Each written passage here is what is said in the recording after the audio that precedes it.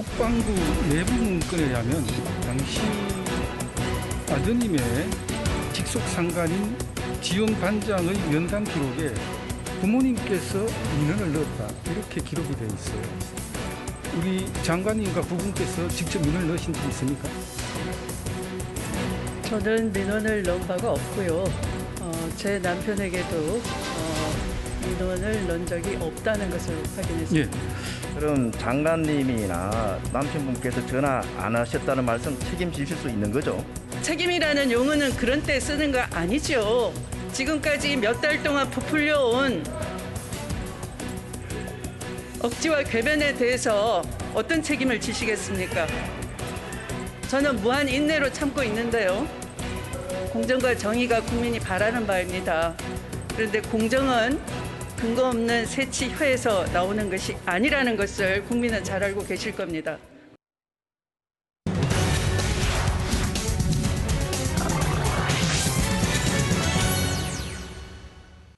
예, 오늘의 이슈 세 분 패널과 함께하겠습니다. 민병두 전 국회의원, 정태근 전 국회의원, 그리고 차재근 부산 가톨릭대 특임 교수 함께하십니다. 어서 오십시오. 네, 안녕하세요. 민병두 의원께 네. 어떤 매체 오늘 제목을 보니까 추미애만 없다가 끝난 대정부 질문 이렇게 나왔더라고요. 예, 이번 주 한 주가 사실 추미애 장관과 관련해서는 여론의 분수령이 되는 기간이었다고 볼 수가 있겠죠. 예.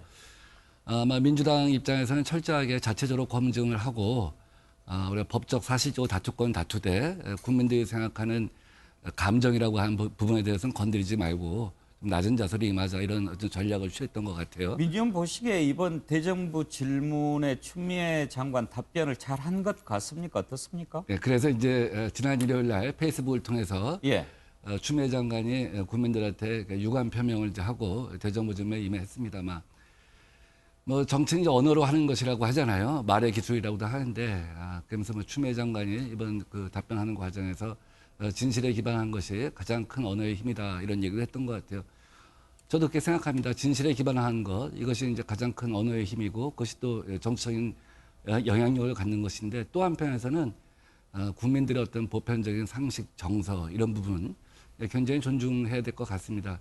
그래서 민주당의 큰 기조는 법적, 사실적 다툼을 해나갈 때 차분하게 예. 국민들한테 낮은 자세로 임하자 이런 취지였는데 서로 상호 간에 여야 간에 좀 언어가 과잉되고 언어가 홍수되고 예. 범람된 측면이 있다고 봅니다. 그래요. 진실이었으면 국회를 울리고 국민을 울렸을 텐데 어떻게 받아들였을지는 이제 좀 봐야 되겠고요. 그런데 정태근 의원 지금 혹시 아직도 국회 많이 남아있지만 대정부 질문만 놓고 보면 득실을 한번 따져본다면은 어떨 것 같습니까? 득실 문제 이전에 이 문제에 대해서 야권이 집중하는 이유는 지금 추미애 장관이 다른 장관이 아니라 법무부 장관이라는 것 때문에 그렇습니다. 법무부 장관이라는 것은 우리가 통상 법의 집행 문제를 얘기하지만 기본적으로 공정과 정의를 관장하는 장관이에요. 그런데 그 공정과 정의를 담당하는 장관이 계속 거짓말을 하고 있는 문제가 발생을 하고 있고 또 그 지휘하에 있는 검찰이 제대로 수사를 안 하고 있는 문제가 있고 결국 핵심은 그겁니다. 실질적으로 법적으로 문제가 되는 측면은 딱 한 가지죠. 과연 추미애 장관 아들이 23일 이전에 2차 휴가 병가 끝나기 전에 휴가를 얻었느냐 마다느냐 이걸 확인하면 되는 문제예요. 하지만 그 법적인 문제를 떠나서 추미애 장관이 과연 태도 문제를 떠나서 일관되게 정직하게 얘기했는가?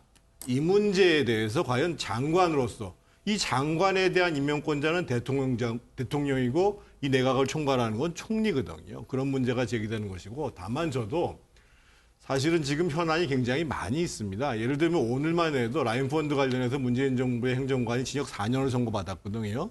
그래서 그런 국민들과 관련된 정말 어려운 문제 그리고 정말 그 갑갑한 문제 이런 문제에 대해서도 야당이 좀 다양하게 문제를 제기하지 못한 것은 아쉬움이 있는 거죠.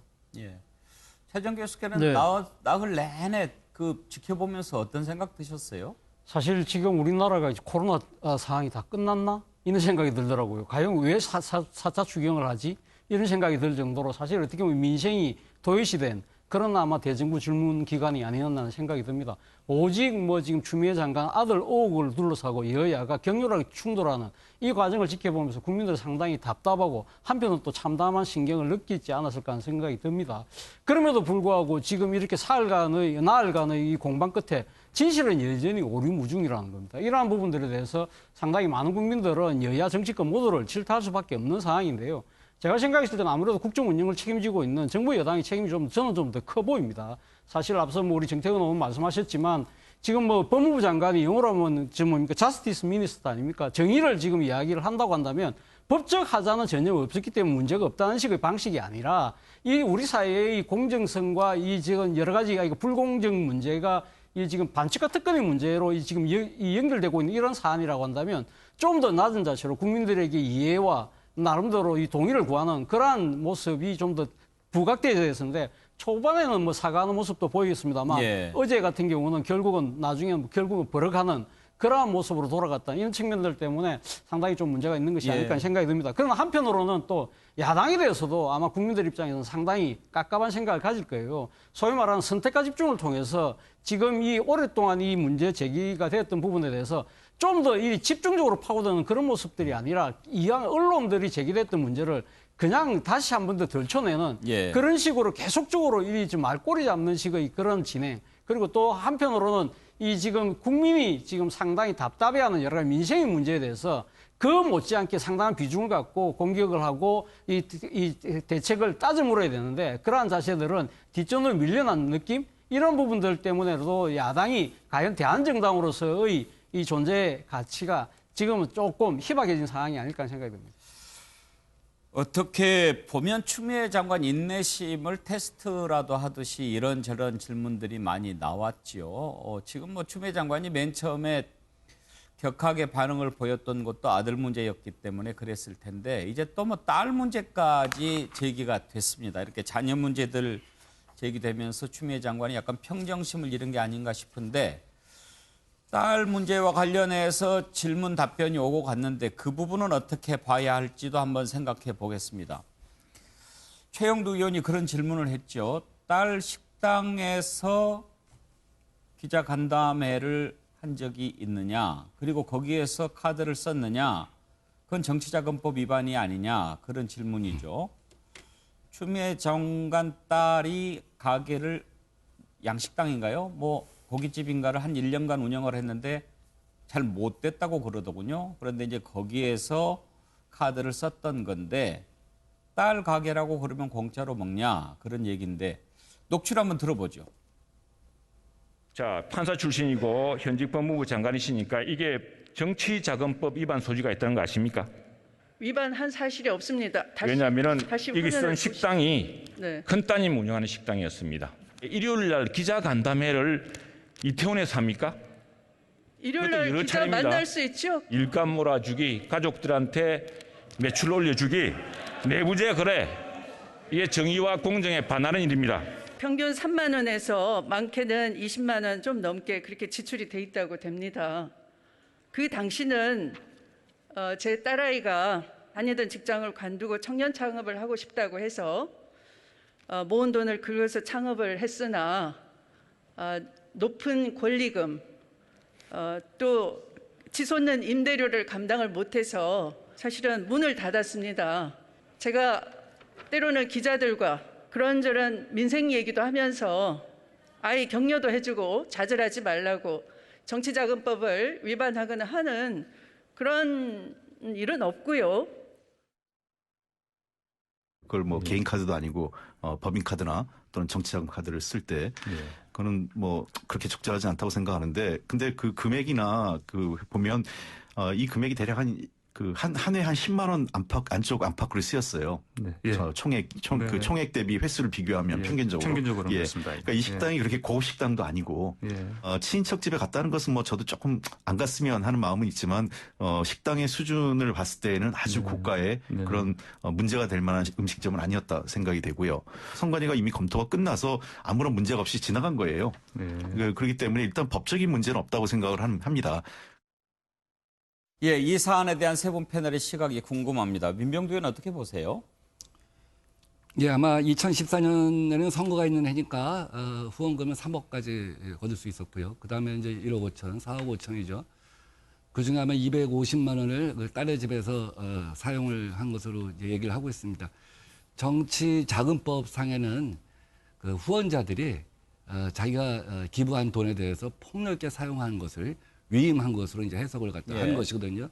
국민이 낸 세금하고는 좀 다른 것이죠. 국민이 낸 세금 같은 경우는 이제 크림 카드라고 해서 9시 넘어서는 쓸 수가 없다든지 여러 가지 제한 조치가 있습니다만, 물론 마찬가지입니다. 후원금 카드도 골프장이라든지 단란주점에 사용할 수 없고 유권자를 상대로 사용할 수는 없습니다.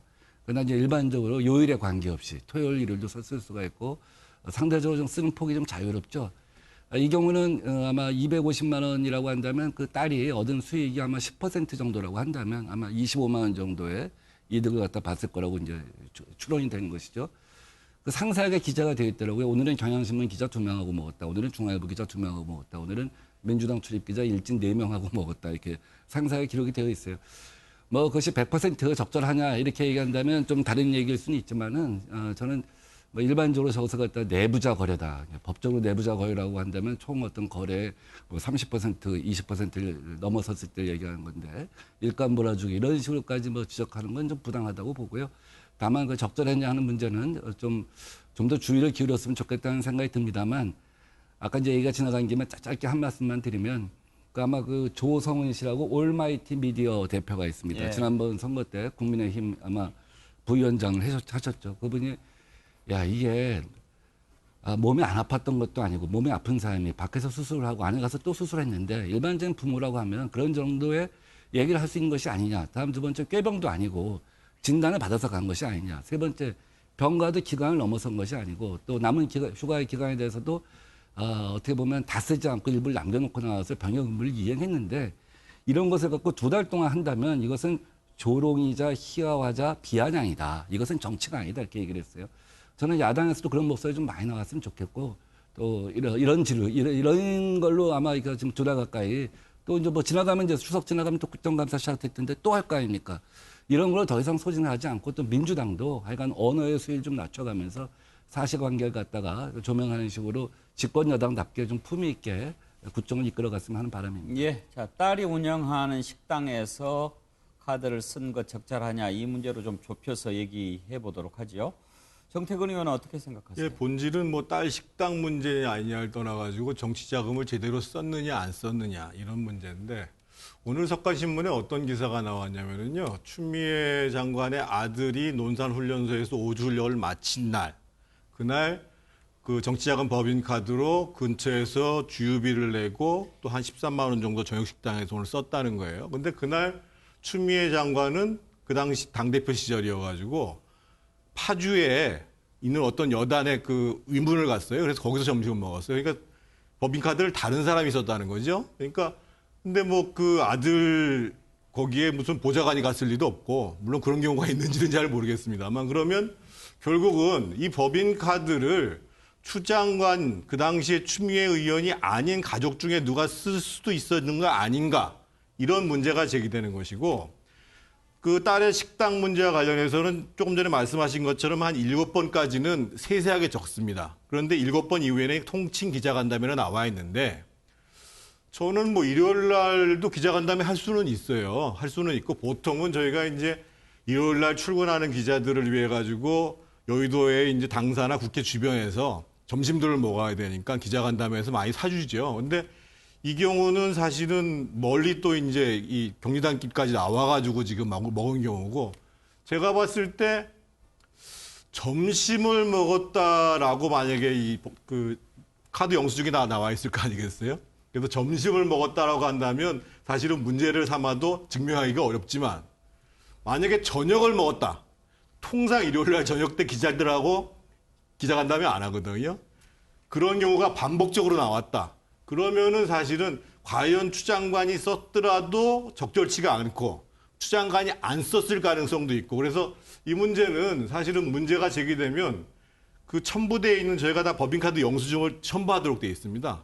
그 영수증을 보면 적절한지 안 하는지는 뭐 금방 확인될 것 같습니다. 자, 지나친 문제 제기냐 아니면 부적절한 사용이냐 이쪽으로 지금 논점이 좁혀지는데 차재훈 교수 시각 어떠신지요? 저도 어제 그 추미애 장관의 답변을 듣고요. 정말 실망했습니다. 솔직히 실망했는데요. 그러니까 그 이유는 대략 간단하게 얘기하면 세 가지 정도인데요. 이번에도 이번 딸 논란도 마찬가지로 감성적 접근을 통해서 본질을 좀 회피하고 있다는 겁니다. 그러니까 정치 자금을 어디다 써야 되느냐. 지금 쓰지 말아야 될 것이 규정이 되어 있습니다. 가계를 지원하거나 또 가계의 그 여러 가지 그 보조 용도로 사용해서는 안 된다고 이야기를 하고 있거든요. 결과적으로 지금 딸 식당에 가서 먹음으로써 결국은 딸을 도와준 측면이 분명히 있는 거잖아요. 이런 부분들에 대해서는 무조건 사과해야죠. 그리고 두 번째는 일종의 또 엄마 찬스가 아닐까라는 생각이 듭니다. 지금 사실 청년 창업에서 식당 연대가 지금 딸 식당 말고 여러 군데 많잖아요. 그럼 그렇게 청년 창업 차원에서 식당 열어서 문 닫은 업체가 한두 개입니까? 그렇다고 한다고 왜 그 딸한테만 가야 됩니까? 그렇다고 한다면 그 청년 창업의 식당에서 망한 사람들 입장에서 보면 결국 엄마가 국회의원이었고 정치 자금을 쓸 수 있었으니까 몇 번씩이나 가서 딸 식당 가서 팔아준 거 아니냐는 식으로 이야기했을 경우 뭐라고 대답할 겁니까? 세 번째는 제가 생각할 또 일종의 경강부회가 있다는 겁니다. 지금 뭐 추미애 장관 뭐라고 이야기를 했냐면 딸의 식당에 가서 보면서 청년 창업을 해서 높은 임대료 이런 것 때문에 상당히 지금 상가 임대료가 높아지고 이래갖고 상당히 어려움을 많이 겪는 거 보면서 지배개혁에 대한 구상을 했다는 거거든요. 그 이야기는 뭡니까? 나는 이렇게 딸 식당 가서 정치 자금을 통해서 이렇게 썼지만 이걸 통해서 나름대로 정책 대안을 발굴했다. 그렇기 때문에 정당하게 사용했다는 식의 논리를 아마 전개하려고 하는 듯한 모습으로 비치는데 과연 딸의 그 지금 식당에서 지뢰개혁까지 가는 것 자체가 너무 지나친 논리 비약이라는 거예요. 알겠습니다. 자, 추미애 장관 관련 이슈 여기까지 하겠습니다. 다음으로 넘어갈까요?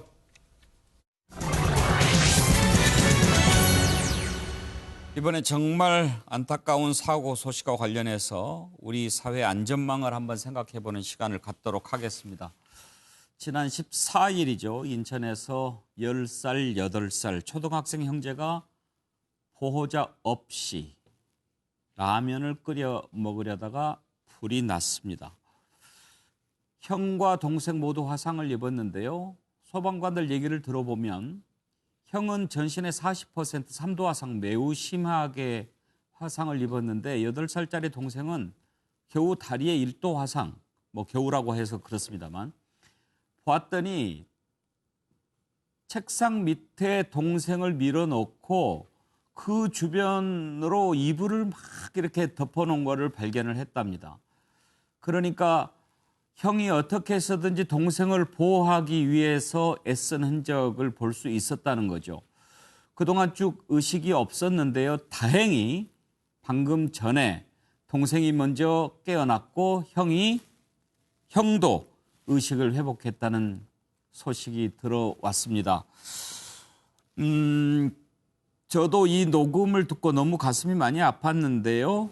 시청자들께서 한번 들어보시겠습니까? 10살 형인 것 같습니다. 119에 신고했을 때 그때 당시 다급한 상황을 알 수 있는 그 녹음을 한번 들려드리겠습니다. 한번 들어보시죠.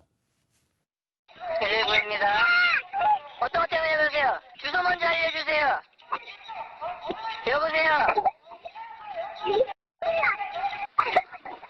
어떤 때문에 그러세요? 예, 빨리 출동합니다. 안에 계세요, 지금? 밖으로 나갈 수 없어요? 예, 선생님 지금 출동 중이고요. 여보세요, 선생님 밖으로 못 나가요? 창문 쪽으로 나와요, 창문 쪽으로. 2018년, 19년, 20년 해가지고 1년에 한 번씩 이렇게 112 신고가 3회 있었다. 그 6월 달에 네. 아동보호 전문기관으로부터 수사 의뢰를 받아서요. 아동복지법 위반으로 8월 달에 아동보호 사건 의견으로 검찰에 송치를 했어요. 정태근 의원 정말 그 막 콜록콜록 하면서 이렇게 하는 목소리 들으니까 너무 참 안타깝네요. 예, 더더군다나 이게 화재가 난 시간이 11시 16분입니다. 그러면 보통 오전. 예, 오전 11시 16분이에요. 그럼 보통 만약에 이제 학교에 있었다고 한다면 지금 점심을 기다리고 있을 시간인데 그렇죠. 돌봄 교심이 있음에도 불구하고 이 어머니가 돌봄 교실에 안 보내고 자기 직접 그 케어하겠다 해가지고 집에 있었는데 이틀 전부터 집에 없었다라는 거거든요. 그래서 두 가지 문제가 정말 안타까운데요. 한 가지는 이미 이제 아까도 나왔습니다만 여러 차례 뭐 학대 이런 등등의 문제로 신고가 된 상태에서 애들이 방치됐는데 이 문제를 우리가 주변에서 정말 그 주의 깊게 애들을 우리가 아동을 보호해야 될 입장에 있는 사람들이 잘 관리하지 못했다는 점, 이 문제와 관련된 사각지대의 문제를 어떻게 할 것인가가 문제가 있고, 두 번째로는 지금 그동안에는 돌봄교실에 주로 방역 문제만 신경을 썼어요. 근데 지금 딱 사건이 터진 건 뭐냐면 돌봄교실에 안 간 아이들이 지금 문제가 생긴 거거든요. 그래서 이 코로나 시대에 실제로 보통은 학교에서 애들을 잘 보호를 하면 되는 문제인데 그러지 못해가지고 발생했을 때 돌봄교실에 못 가는 경우, 즉 기존 제도 교육 때에는 감당이 됐는데 그렇지 않았을 경우에 방치됐을 가능성이 있는 애들, 이 돌봄 문제를 어떻게 해결할 것인가, 이 문제를 이 사건에서 같이 봐야 되는데 정말 안타까운 사건입니다. 민병두 의원, 그 애들 뒤에 이렇게 얘기를 들어보니까 평소에도 밥을 이렇게 엄마한테 이렇게 얻어먹지 못하고 인근 편의점에서 뭘 이렇게 사 먹고 왔다 갔다 하고, 심지어 짜장면을 사러 왔는데 배달해 준다고 그러니까 배달을 못하게 하고 이렇게 들고 가기도 하고 그랬다고 하더라고요. 예. 자, 이 사건을 보면서 이 러시아 화가가 그린 그림인데요. 교실 밖에 서 있는 아이죠. 이제 다른 아이들은 공부하는데 혼자 교실에 못 들어간 농민의 아들. 행색이네요. 네, 농민의 아들. 이런 건데, 사실 No Child Left Behind, 어떤 어린아이도 최소한에서 방치되면 안 된다 하는 것이 사회의 기본적인 방침이어야 될 것 같아요. 그래서 유엔을 포함해서 우리나라도 아동 보호에 관한 기본 규칙이 있습니다. 기본적으로는 1차는 보편적 서비스죠. 모든 아이들이 무상교육 같은 걸 통해서 교육의 기회를 갖다 보장받게 하고, 이제 기본적인 그건 누구에게나 적용되는 것이죠. 다음에 이제 2차가 표적 서비스입니다. 위험한 가정 이런 것들 갖다 알아서 예방 관리를 하는 것이죠. 이제 3차가 이제 목표 관리인 거죠. 이제 지금 이 가정은 목표 관리 대상 가정입니다. 왜냐하면 학대가 여러 번 발생을 해서 112에 과거 신고를 해갖고 엄마는 6개월 동안 상담 대상이고 아이들도 격리를 해주는 대신 격리까지는 아직 필요 없다고 보고 이제 상담 단계 이제 그 정도 조치만 취했는데요. 근데 그 정도 단계에서 사실은 이제 격리까지 가면 애들은 일단 안전하게 보호받을 수가 있습니다. 뭐 쉼터랄지 이런 곳에 가면. 근데 우리나라에서 제도에서 부족한 게 사실은 방문 서비스예요. 미국 같은 경우는 이제 소셜 웰페어 월커가 사회복지사가 주기적으로 방문을 합니다. 왜냐하면 이런 위험 가정 같은 경우 엄마가 먼저 돌봄 서비스를 갖다 선제적으로 신청 안 할 가능성이 커요. 반복적으로 학대를 하기 때문에 자기가 학대를 한다는 사실을 드러내지 않겠죠. 상담을 가서도 그 얘기를 안 할 겁니다. 아이들은 엄마가 무서워서, 보복이 무서워서 상담을 하더라도 그 얘기를 안 합니다. 근데 실제 집에 가서 보면 정기적으로 방문을 해서 애들을 갖다 이렇게 살펴보기 시작하면 위생 상태가 어떤지, 안전이 어떤지, 애들의 생활 습관이 어떤지, 상처가 있는지 이런 것도 볼 수가 있잖아요. 그래서 우리나라의 그 서비스 중에, 아동과 관련된 서비스 중에 1차 서비스는 잘 되어 있지만 2차와 3차 간에 사각지대가 있다 하는 생각이 듭니다. 그 부분은 앞으로 제도적으로 보완할 필요가 있다 하는 생각이 들어요. 아까 그 가지고 오신 그림이 러시아. 러시아의 뭐 대표적인 화가인데 이제 그림이 주는 시사점이 너무 강해서 하는 거예요. 그러니까 가령 미국 같은 경우는 그 법 이름이 그런 게 있습니다. No Child Left Behind Act라고, 단 한 명의 어린아이도 최저선 밖에 방치해서는 안 된다. 뭐 대부분의 대통령 후보들이 내세우는 구호고요. 그 지금 이 사건을 통해서 우리가 그걸 다 확인할 수가 있는 것이죠. 그 기본선을 갖다 우리 사회에서는 예. 어떻게 더 촘촘하게 만들 것인가 하는 고민이 필요하다는 겁니다. 프로그램을 위해서 이렇게 또 귀한 그림까지 가지고 와주셔서 고맙습니다. 차지원 교수, 네. 그런데 지금 이제 코로나 이 와중에 학교가 이제 학교를 안 네. 나가고 그 돌봄 사각지대에서 일어난 사고이긴 합니다만 이 가정 환경이나 이런 걸 들여다보면 꼭 이 상황이 아니더라도 일어날 수 있었던 사고 아닌가 싶어요. 그렇죠. 지금 사실 어떻게 보면 돌봄 서비스가 100% 다 제공되고 있지 않기 때문에 사실은 지금 그 맞벌이 부부들 같은 경우에 지금 또 이래 돌봄 휴가를 쓰는 것도 상당히 제한적일 수밖에 없지 않습니까? 그렇기 때문에 상당히 이런 사고는 언제든지 일어날 수 있다. 그렇기 때문에 지금 이번 그 대정부 질문에서 민주당의 강훈식 의원 같은 경우가 지금 스웨덴 같은 경우 한 400일 넘게 지금 돌봄 휴가를 준다. 그런 제도를 우리도 빨리 좀 도입하자는 이야기를 했는데요. 저는 상당히 아주 우리한테 지금 중요한 이야기를 던진 것이 아닐까 하는 생각이 들고요. 바로 이 남현 형제의 이 비극 자체가 지금 우리 사회가 지금 많이 그동안 무시해왔던, 그리고 이게 상당히 좀 간과해왔던 이 돌봄의 문제를 환기시켜주는 그런 계기가 되어서 전화위복의 계기가 됐으면 하는 바람입니다. 예. 제가 뭐 짧게만 덧붙여도 될까요?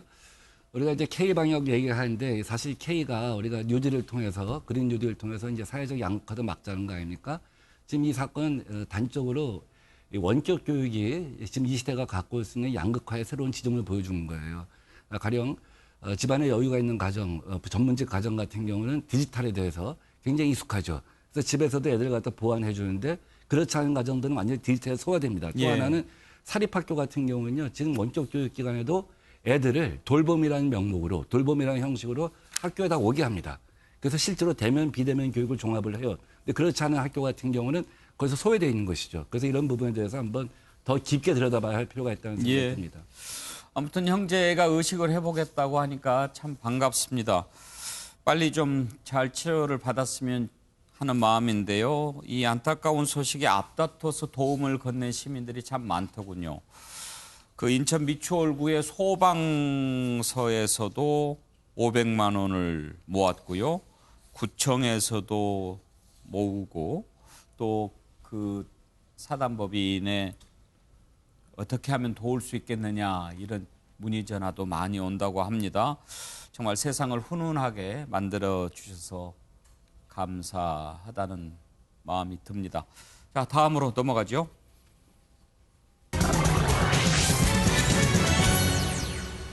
정광훈 씨 보석 취소로 다시 재수감이 됐는데요.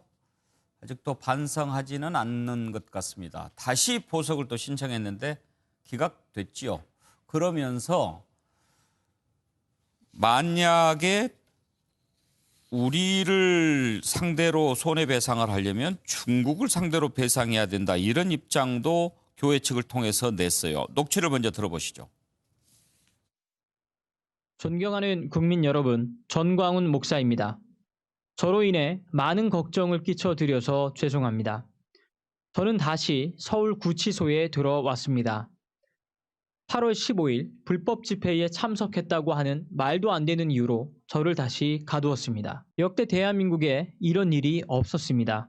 대통령이 직접 나서 사실상 특정한 국민인 목사에게 구속을 명령하고 공권력 집행을 언급하는 것을 보니 대한민국은 이미 북한의 1인 독재와 다를 바 없는 것입니다. 민병두 의원. 네. 정광훈 씨 여전히 저런 주장을 합니다. 북한 1인 독재와 다를 바 없다 이제 이런 표현이 있는데요. 다른 부분에 대해서는 이미 시청자들이 다 판단하고 있을 테니까 제가 짧게만 말씀드리면 저렇게 이제 옥중 서신을 쓰고 저것이 또 유튜브를 통해서 방송되는 거 아니겠습니까? 우리나라 헌법에 모든 국민에 대해서는 통신의 자유가 이제 보장되어 있는 것이죠. 기본권이죠. 과거에는 그렇지 않았는데 2013년에 헌법재판소 판결에 의해서 검열을 할 수가 없습니다. 교도소 서신을 갖다가 2017년 국민인권위원회가 다시 한번 거기에 대해서 확정적인 또 유권 해석을 내렸고요. 이런 것만 봐도 저런 서신이 밖에 유출되고 유튜브를 통해서 나간다는 걸 보더라도 저 이제 논리의 어떤 그 황당성을 갖다가 볼 수가 있는 것이죠. 정태근 의원, 입장을 안 바꾸고 계속 유지하는 이유가 어디에 있을까요? 저도 잘 이해를 못 하겠어요.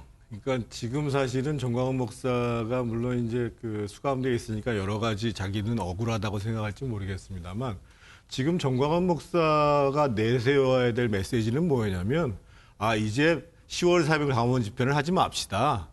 이렇게 얘기를 해야 되는 게 맞습니다. 그리고 어차피 지금 교회에 대해서 구상권이 들어오고 손해배상 들어온 문제는 청구가 됐다고 해서 바로 결정이 되는 게 아니거든요. 재판을 과정을 거쳐서 법원에서 인정을 할 거거든요. 그래서 저는 좀 정광훈 목사가 좀 전향적인 자세로 돌아섰으면 좋겠습니다. 차정 교수. 예. 짧게. 뭐 정광훈 목사가 뭐 하루아침에 바뀔 것 같지는 않고요. 본인 입장에서는 상당히 자신이 정치적 희생양이다. 그리고 지금 또 이 사랑의 제일교회에 대해서 지금 구상권이 청구됐지 않습니까? 그런 측면에서 본인 입장에서는 그걸 좀 일종의 뭐랄까 책임을 면피하려는 그런 행위인 것 같습니다.